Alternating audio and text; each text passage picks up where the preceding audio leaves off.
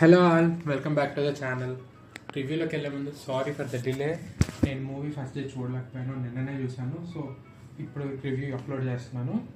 So please bear with me and let's go to the review of Superman the film. మ్యాచ్లోకి వెళ్ళిపోతే ఈ Superman అనేది and entirely new franchise నుంచి వస్తుందన్నమాట.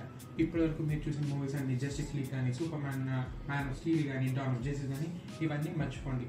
They are all thrown into trash.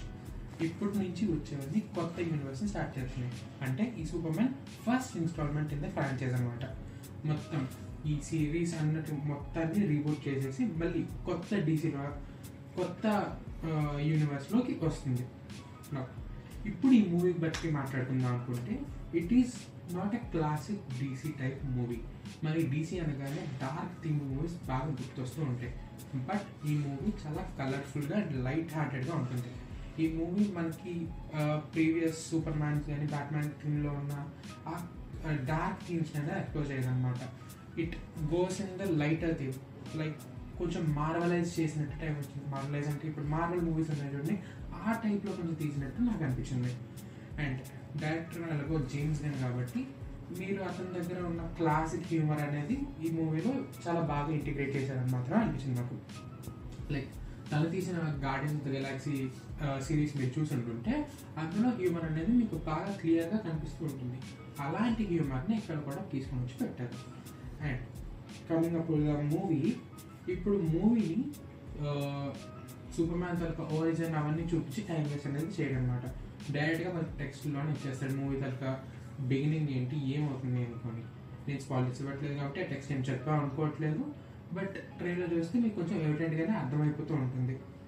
And direct super man యొక్క plot విషయానికి వస్తే super man ఒక ఏలియన్, అది మనందరికీ తెలిసిందే. అండ్ విలన్ అయిన లూథర్కి అది నచ్చదు అనమాట. Being an alien, he don't want super man to be the face of this earth.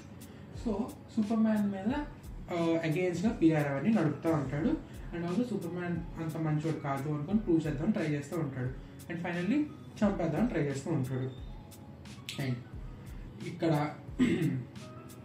Super మ్యాన్కి ఒక బేస్ ఉంటుంది అన్నమాట. బేస్ ఏంటంటే తనకు కొన్ని రోబోట్స్ ఉంటాయి, అవి అక్కడ హీలింగ్ అవుతూ ఉంటాడు సూపర్ మ్యాన్ అవన్నీ అనమాట.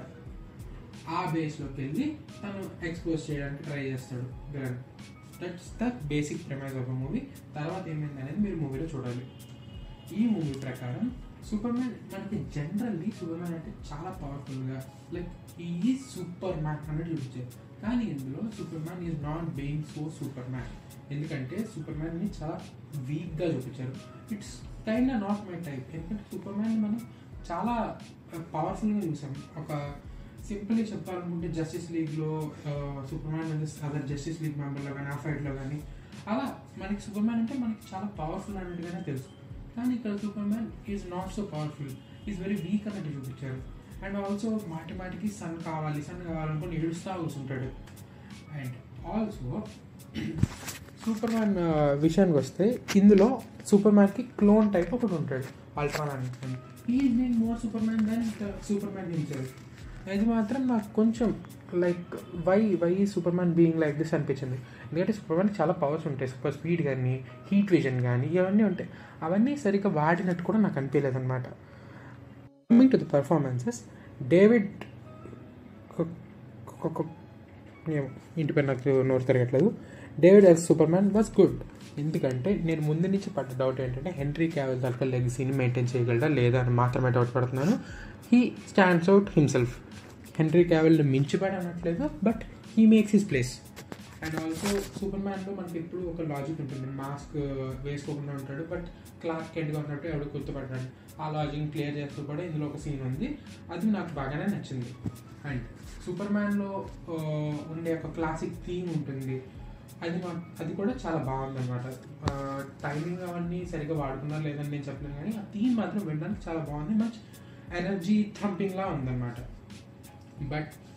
బట్ షో స్టీలర్ ఎవరైనా ఉన్నారంటే క్రిప్టోనే. క్రిప్టోకి మనకి హిట్ 2లో మ్యాక్స్ గడికి పడిన ఎలివేషన్స్ లాంటివి పడతా ఉంటాయి. క్రిప్టోకి మంచి సీన్లు పట్టాయి. Crypto was out of the box అన్నట్టు. మనం సూపర్ మ్యాన్ కోసం అంటే క్రిప్టోకి సీన్లు బలపడ్డాయి అన్నమాట. అండ్ సో ఇక్కడికి వచ్చి ఇవి అయితే పాజిటివ్ పాయింట్స్. మీరు మూవీని ఎలా చూడాలంటే ఇది ఫస్ట్ మూవీ, మొత్తం యూనివర్స్ అంతటికి ఫస్ట్ మూవీ అన్నట్టుగా చూడాలి. సో దట్ మీకు మూవీ అంత బ్యాడ్గా అనిపించదు. అలా ఇప్పుడు మార్వెల్దే తీసుకుంటే ఐరన్ మ్యాన్ ఫస్ట్ మూవీ, అది ఫస్ట్ మూవీ అయినప్పటికీ it was good, it was better than super man in my opinion. కానీ ఈ మూవీ మరీ అంత స్టేక్స్ వెళ్ళినట్టు అనిపించలేదు నాకు. బికాజ్ సూపర్ మ్యాన్ అంటే మోస్ట్ లీడింగ్ క్యారెక్టర్ ఉంది డీసీ, తనకి ఇలాంటి మూవీ అనేది బాగాలేదని కాదు, బట్ నాట్ సో గుడ్ అన్నట్టుగానే అనిపించింది నాకు. సో జేమ్స్ గన్ డైరెక్షన్ అయితే బాగుంది, బట్ సూపర్ మ్యాన్ చూపించిన విధానం నాకు నచ్చలేదు అనుకుంటున్నాను. సో ఫైనల్లీ మూవీకి రివ్యూ అయితే okay, not a bad watch, you can go give it a try in the theatres. ఇప్పుడు మీరు సపోజ్ డీసీ ఫ్యాన్స్ అయి ఉంటే తప్పకుండా చూడండి. కానీ క్లాసిక్ డీసీ అంటే ఆ డార్క్ మూవీ కానీ అవన్నీ ఉండవు. It's a colourful movie. So overall verdict ఏంటంటే 2.5/5. ఇంకా మీ ఇష్టం, చూడమో చూడండి. Thank you for watching. Meet you again with another movie review. Bye bye.